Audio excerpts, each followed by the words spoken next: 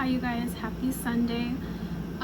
Originally I wanted to make this video a live upstream because the video that I was going to be releasing today, I felt like it wasn't a video that should be edited, and it was a message that I just wanted to give out that was very important to me. But since it is my first time doing a live stream, I guess it takes 24 hours to update, or who knows what. That's basically what the function told me.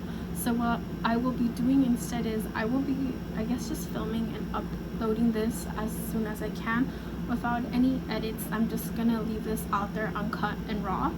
I'm sorry if it sounds kind of loud. I have my I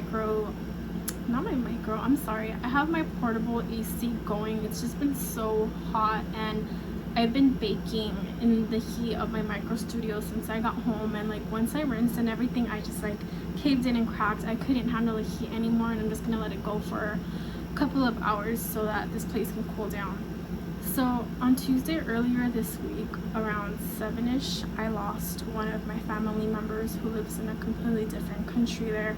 And over there, the pandemic is still ongoing, and it's very strong, and it's a little bit more scarier than what we experienced going through the pandemic here. I'm not saying us going through COVID and experiencing the virus wasn't easy. It was difficult, but over there I feel like the situation is even worse. I'm not going to go into details about what happened in my family. It's just for privacy, and it's not something I feel comfortable sharing with everyone. But ultimately, it was a loss of a family member, and it was a very sad loss. And I just wanted to talk about and show, well, I'm sorry, I don't know. I just wanted to raise some awareness of how difficult the situation is over there. For this little session, I did write a couple of notes, so bear with me. First, I wanted to do a prayer for everyone here, and especially out there in difficult countries and third world countries that are experiencing with the pandemic and don't have the same health care that we have here. Don't have the money to go out and are still being forced to go out to work due to the fact that they can't stay at home and not bring in income. So this prayer goes, by the way, it's a prayer that I just found online, and I just thought it would be very important to share this prayer. So the prayer goes: Dear Lord, we lift to you our concern for people who are more likely than others to become severely ill from COVID-19, the elderly and people with chronic health conditions. Protect them from harm and their comfort in this time of uncertainty for many, and preventative isolation from loved ones.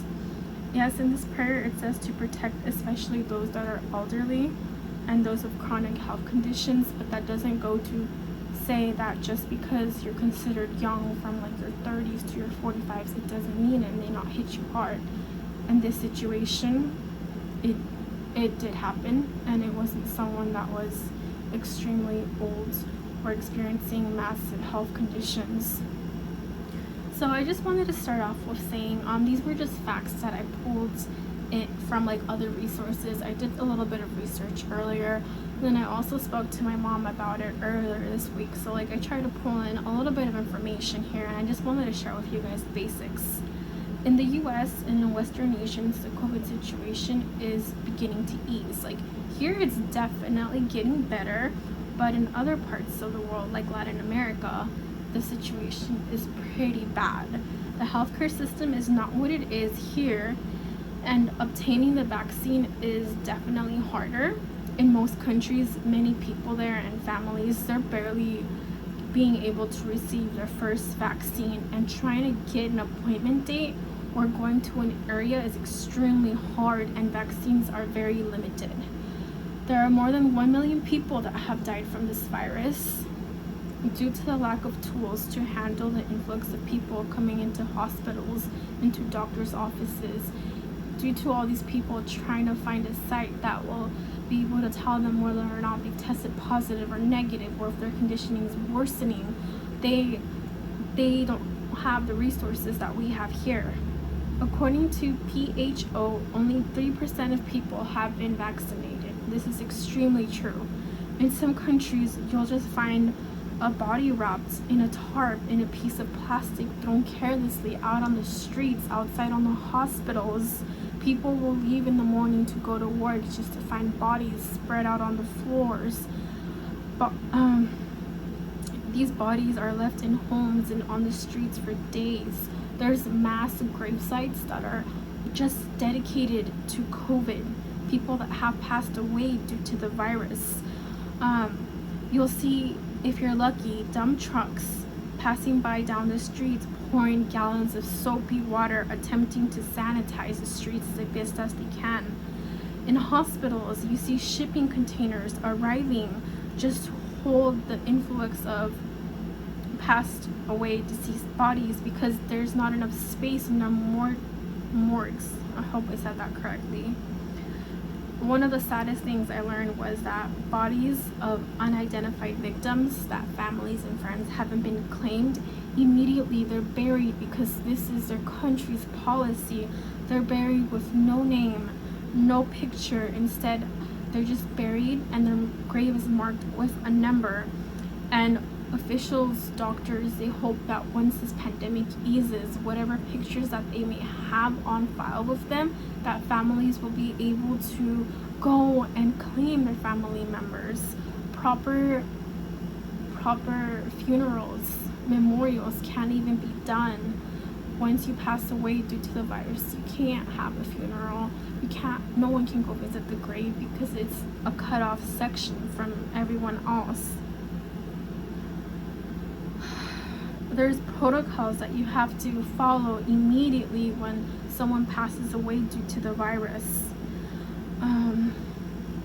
And those are just some things that I learned.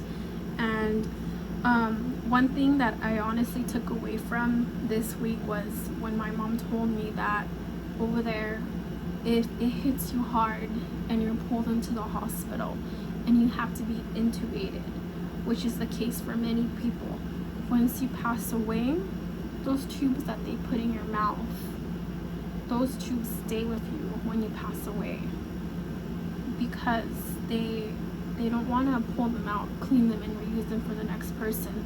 So just like that, they'll wrap you up, they'll put you in a bag, and then they'll put you in another bag, they'll put you in a coffin, and they'll ship you out like that.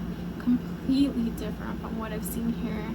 And yeah, that's basically it. I just wanted to do this video to bring awareness and just to remind you all that just because the situation is getting better here doesn't mean that the situation is good for other people in other countries.